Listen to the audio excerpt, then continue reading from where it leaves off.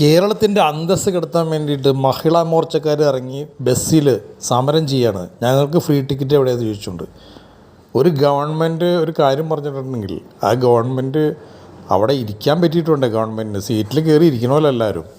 എന്നിട്ടോടല്ല ചോദ്യം ചോദിക്കാൻ. ഇത് ഭരണത്തിൽ കയറണ കഴിയുമ്പോൾ ഇവർ കേരളത്തിൻ്റെ അന്തസ്സ് കെടുത്താൻ വേണ്ടി, പ്രത്യേകിച്ച് കേരളത്തിലെ സ്ത്രീകളുടെ അന്തസ്സ് കെടുത്താൻ വേണ്ടിയിട്ട് കാശ് ഞങ്ങൾക്ക് ഫ്രീ ടിക്കറ്റ് എവിടെ ചോദിച്ചുകൊണ്ട് വേഗം ഇറങ്ങിയിരിക്കുകയാണ്. ഇവിടുത്തെ സ്ത്രീകൾ അത്രയ്ക്കും ദാരിദ്ര്യം പിടിച്ച് നടക്കണോ കേരളത്തിലെ? ഗവൺമെൻറ് ഒരു കാര്യം പറഞ്ഞിട്ടുണ്ടെങ്കിൽ അത് നടപ്പാക്കാൻ വേണ്ടി അവർക്ക് സാവകാശം കൊടുക്കണ്ടേ? അപ്പോൾ കുറേ എണ്ണങ്ങൾ ഇറങ്ങിയിരിക്കുകയാണ് സ്ത്രീകളെ നാണം കെടുത്താൻ വേണ്ടിയിട്ട്. അവസാനം ഇപ്പോൾ ആ ബസ്സിലെ കണ്ടക്ടർ മുന്നിൽ ഇവർ നാണം കെട്ടു.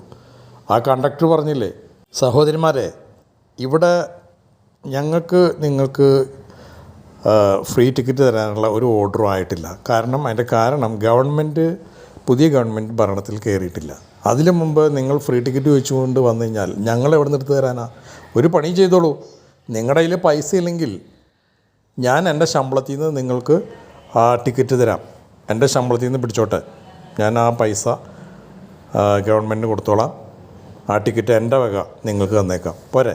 ആ സ്ത്രീയായിട്ടുള്ള കണ്ടക്ടർ അത്രയും പറഞ്ഞതോടുകൂടി ഇവർ നാണം കെട്ടു.